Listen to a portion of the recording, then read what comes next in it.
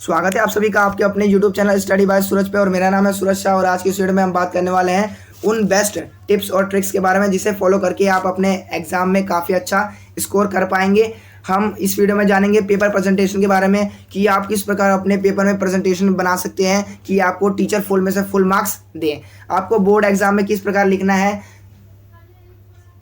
Paper से पहले आपको किस प्रकार की तैयारी करनी है, इस वीडियो में हम आपको बताएंगे। तो ये वीडियो आपके लिए काफ़ी ज़्यादा इंपॉर्टेंट होने वाली है। तो मैं आपको गारंटी दे सकता हूँ कि इस वीडियो को देखने के बाद आपको कोई और वीडियो देखने की ज़रूरत नहीं पड़ेगी और आप अपने एग्जाम में काफ़ी अच्छा मार्क्स स्कोर कर पाओगे। ठीक है, तो आइए वीडियो को स्टार्ट करते हैं। सबसे पहले मैं आपको बता दूं कि एग्जाम वाला टाइम ये वो टाइम होता है जब एक टॉपर हो या फिर कोई एक एवरेज स्टूडेंट, सभी के मन में जो है सभी के हाथ पैर फूले हुए होते हैं, सभी के मन में ओवर थिंकिंग चल रही होती है कि यहाँ तक कि जो एक टॉपर होता है वो भी ये सोचता है कि वो ज़्यादा से ज़्यादा मार्क्स कैसे स्कोर करे, और जो एक एवरेज स्टूडेंट होता है वो भी यही सोचता है कि बस किसी तरह पास हो जाऊँ या फिर किसी तरह 70-80% आ जाए।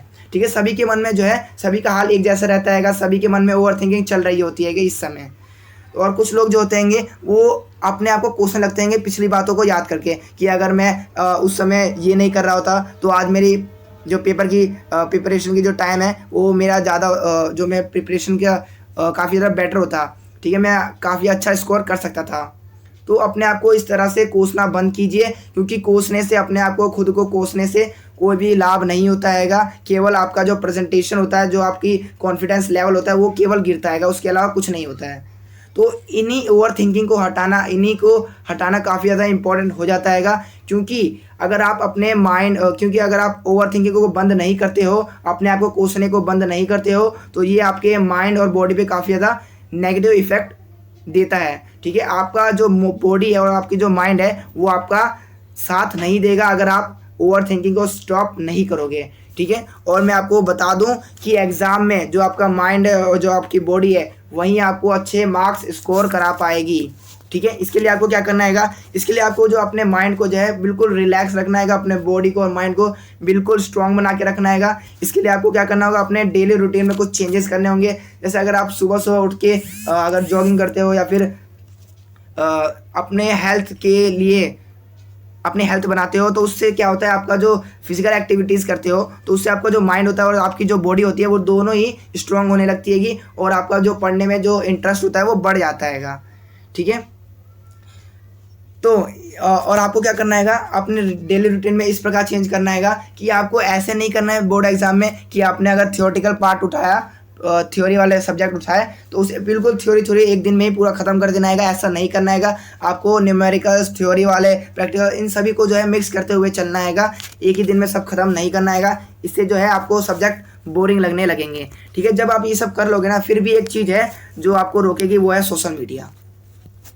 सोशल मीडिया, ठीक है, व्हाट्सअप, फेसबुक, इंस्टाग्राम, आपको ऐसे जगह पर जो है बहुत से आपके फ्रेंड्स मिलेंगे जो आपको जो है नेगेटिव थिंकिंग देंगे, तो आपको उन सबको फॉलो नहीं करना है। आप जो है एग्ज़ाम के टाइम पे जो है सोशल मीडिया को बिल्कुल बंद ही कर दीजिए। जो भी आपके एग्ज़ाम से रिलेटेड जो आपके ऐप हैं उन्हीं को केवल यूज़ करिए, बाकी सोशल मीडिया को आप बंद कर दीजिए। ठीक है, केवल एग्ज़ाम टाइम के लिए, इसके बाद आप चलाते रहना। ठीक है, कोई मनाही नहीं है। तो अब मैं आपको बता दूं कि आपको स्टडी कैसे करनी है। तो जो आपको स्टडी करनी है वो आपको स्मार्ट स्टडी करनी है। ठीक है, हार्ड वर्क नहीं करना है, स्मार्ट वर्क करना है। इसके लिए आपको क्या करना होगा, आपको एक पेपर लेना होगा जिसके एक तरफ आपको उन टॉपिक्स को लिखने होंगे जिसमें आप जो है काफ़ी ज़्यादा वीक हो। ठीक है, और दूसरी तरफ आपको उन टॉपिक्स को लिखना होगा जो काफ़ी ज़्यादा मुश्किल हैं टॉपिक्स। ठीक है, उनको लिखना है। ऐसे करके ऐसे क्या होगा, आपको सबसे पहले उन टॉपिक्स को स्टार्ट करना है जो कि काफ़ी ज़्यादा स्ट्रॉन्ग हैं। ठीक है, क्योंकि इजी वाले तो आप आराम से कर ही लोगे। ठीक है, और इनके बीच में जो मेंटेनेंस हैगा, जो बैलेंस हैगा, उसको आपको बना के रखना है। ऐसा नहीं करना है कि आप जो है स्ट्रॉन्ग वाला सीधा करते जाए और वीक वाला करे ही ना। ठीक है, आपको जो है दोनों ही करते जाना है, साथ साथ मिक्स करके करना है। आपको ऐसा नहीं करना है कि कोई थ्योरी वाला सब्जेक्ट है तो उसको पूरा पढ़ लिया एक दिन और फिर अगले दिन जो है न्यूमेरिकल वाले क्वेश्चंस कर लिए। तो ऐसे नहीं करना है, दोनों को मिक्स करके करोगे तो आपका जो है इंटरेस्ट भी बना रहेगा और आप जो है पढ़ाई में भी काफ़ी ज़्यादा आपका इंटरेस्ट बना रहेगा। आपको पढ़ना किस से है, ठीक है, तो एग्ज़ाम के टाइम जो है आप एनसीईआरटी तो एग्ज़ाम के टाइम में पढ़ नहीं सकते हैंगे। ठीक है, तो आप स्टडी मटेरियल पढ़िए, इंपॉर्टेंट क्वेश्चंस की वीडियो देखिए।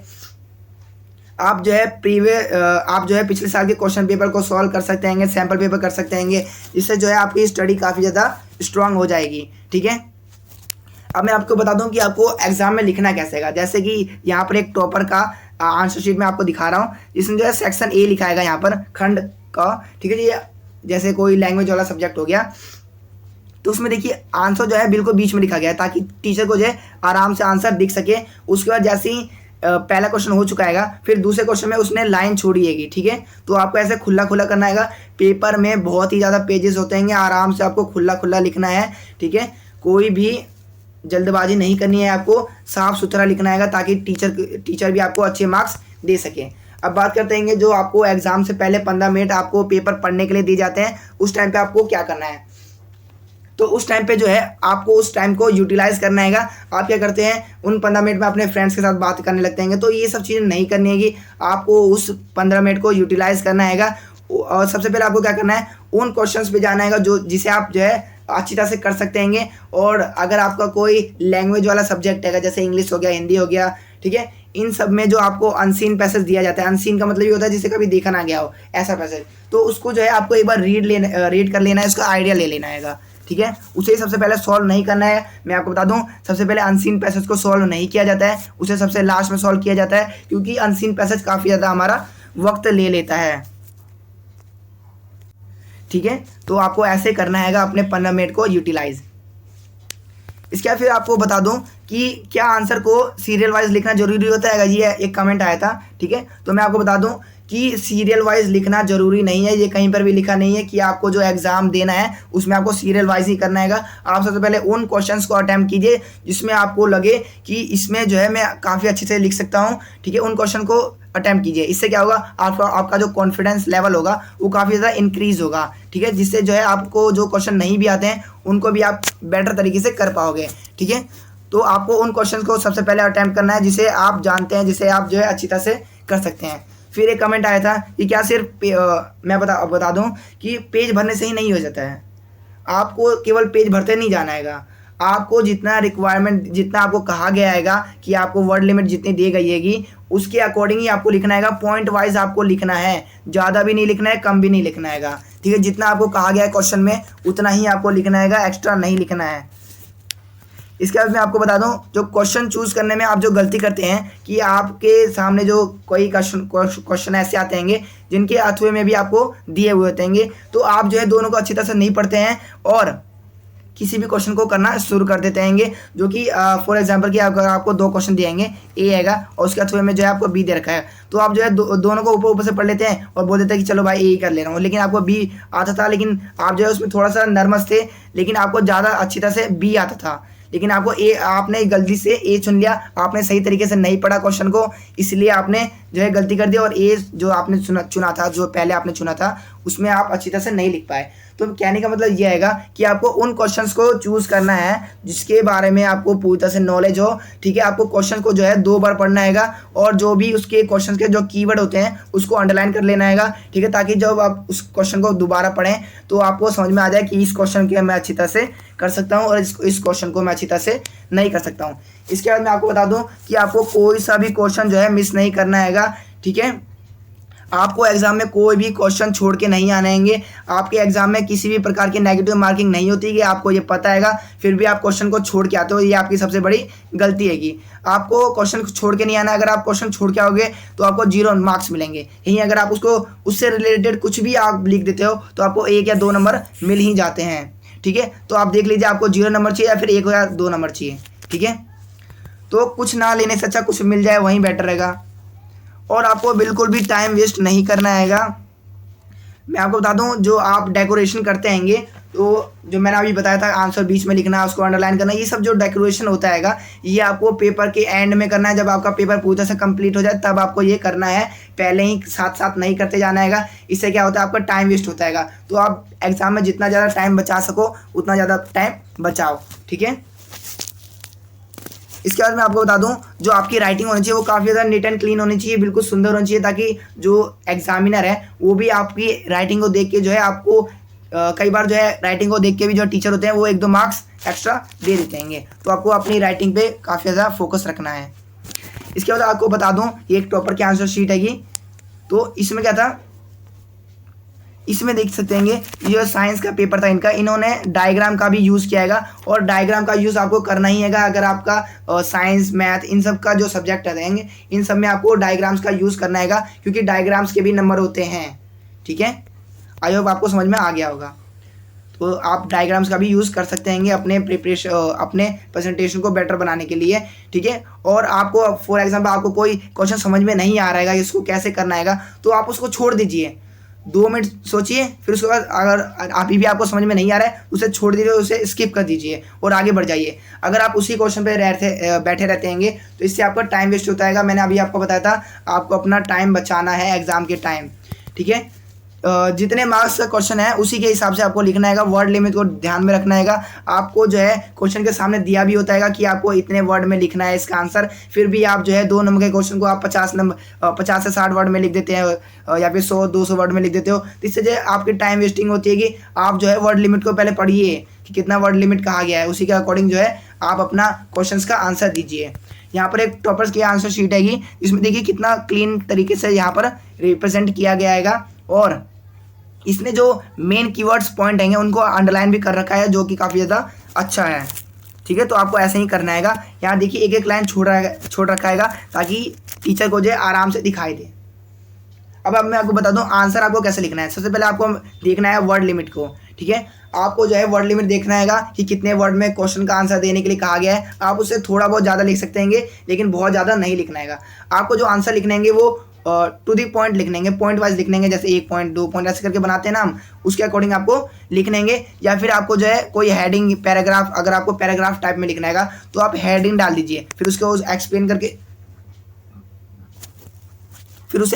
आप लिख दीजिए। ऐसे अगर आप हेडिंग बना के करोगे तो भी काफ़ी ज़्यादा बेटर होता है और आपको अच्छे मार्क्स मिलने की जो है पॉसिबिलिटी बढ़ जाती है। आपको जो है जितने अगर आपको एग्जाम्पल आते हैं तो आप जो है एग्जाम्पल्स का अगर अधिक प्रयोग करोगे तो उससे जो है एग्जामिनर के ऊपर बहुत ही ज़्यादा सकारात्मक प्रभाव पड़ता है और वो आपके एग्ज़ाम में जो है अच्छे मार्क्स आपको दे सकता है। आपको जो मेन फैक्ट बताएगा, ठीक है, जो आपको कीवर्ड्स बताएंगे उनको आपको अंडरलाइन कर देना है, जिससे काफ़ी ज़्यादा अच्छा प्रेजेंटेशन बनता है टीचर के सामने। आपको सभी क्वेश्चन को आप अटैम्प्ट करने हैं, एक भी क्वेश्चन आपको नहीं छोड़ना है। ठीक है, तो ये था, मैंने आपको बता दिया कि आपको कैसे लिखना है। जैसे कि यहाँ पर एक टॉपर की आंसर शीट है मैथ की, इसने डायग्राम का भी प्रयोग किया है और इसने कितना साफ तरीके से लिखा है आप देख सकते हैं। फॉर्मूले का पूरी तरह से प्रयोग किया गया है, एक एक स्टेप को सॉल्व करते हुए यहाँ पर दिखाया गया है। अब मैं आपको बता दूं कि आपको स्ट्रेटजी कैसे बनानी है कि अपने एग्जाम से पहले प्रिपरेशन करने के लिए। सबसे पहले हम लैंग्वेज वाले सब्जेक्ट को लेते हैं। अगर आप इंग्लिश का एग्जाम देने वाले हैं तो उसमें सबसे पहले आपको जो है राइटिंग सेक्शन पर फोकस करना है। जैसे आपको लेटर राइटिंग की जो है बार बार प्रैक्टिस करनी है, रीडिंग सेक्शन, अनसीन पैसेज, इसकी जो है आप काफ़ी ज़्यादा प्रैक्टिस कीजिए, क्योंकि ये ज़्यादातर एग्जाम में पूछे जाते हैं और ये जो है काफ़ी ज़्यादा हार्डली भी होते हैं। तो इसकी जितनी ज़्यादा आप प्रैक्टिस करोगे, जितनी ज़्यादा इससे रिलेटेड आप सैम्पल पेपर सॉल्व करोगे, उतना आपके लिए बेटर रहेगा। ठीक है, और जो है आपको स्टोरी पर जो है काफ़ी ज़्यादा अच्छी तरह से फोकस करना है। इसके बाद बात की जाए अगर मैथ की, तो मैथ में आपको क्या करना है, जो जितने भी आपके फॉर्मूले होते हैं उसको एक पेपर पे छोटे से जो नोट्स बनाते हैं उसकी तरह जो आपको सारे फॉर्मूले एक पेपर पे लिख लेने हैं और एक क्वेश्चन जो है कम से कम 2 बार से सॉल्व करके जाइए, ताकि आपको उसकी पूरी तरह से प्रैक्टिस हो जाए। ठीक है, और आपको जो है जितना ज़्यादा आप मैथ के पेपर में डायग्राम बनाओगे उतना ज़्यादा आपके लिए बेटर होता है, क्योंकि डायग्राम के भी मैथ में नंबर होते हैं। अगर बात की जाए सोशल साइंस वाले सब्जेक्ट की बात की जाए, ठीक है, तो यहाँ पर आपको जो है इवेंट्स और जो डेट्स होते हैं उसको आपको अच्छी तरह से याद करना है, लिख के याद करना है। ठीक है, और जो है आपको इम्पोर्टेंट क्वेश्चन की जो वीडियो है वो आपको देखने की, लॉन्ग आंसर याद करने होंगे आपको। ठीक है, तो ऐसे आपको स्ट्रेटजी बनानी है। साइंस वाले पेपर की बात की जाए तो आपको जो है डायग्राम की काफ़ी ज़्यादा प्रैक्टिस करनी है, क्योंकि डायग्राम जो है एग्जाम में पूछे जाते हैं और इसके काफ़ी ज़्यादा नंबर होते हैं। तो आपको जो है इंपॉर्टेंट क्वेश्चंस की वीडियो देख के जानी है कि ठीक है, फॉर्मूले, केमिकल रिएक्शंस, ठीक है, इन सबको आपको याद करना है, क्योंकि ये एग्जाम में पूछे जाते हैं। इनकी जितनी ज़्यादा आपकी प्रैक्टिस होगी उतना ही अच्छा आप स्कोर कर पाओगे अपने एग्जाम में। हिंदी की बात की जाए तो आपको जो स्टोरी रहेगी, जो पोएम है, उस पर ज़्यादा फोकस करना है। ठीक है, लॉन्ग आंसर को जो है आपको याद करना है, उसको समझना है कि कैसे इसमें लिखना है हमें लॉन्ग आंसर। ठीक है, आपको स्टोरी को जो है अच्छी तरह से समझना होगा। तो ये थी आपकी जो है सब्जेक्ट वाइज स्ट्रेटजी। अगर आपको वीडियो पसंद आई हो तो इसे जल्दी से लाइक, शेयर एंड सब्सक्राइब कर दीजिए और thank you for watching this video.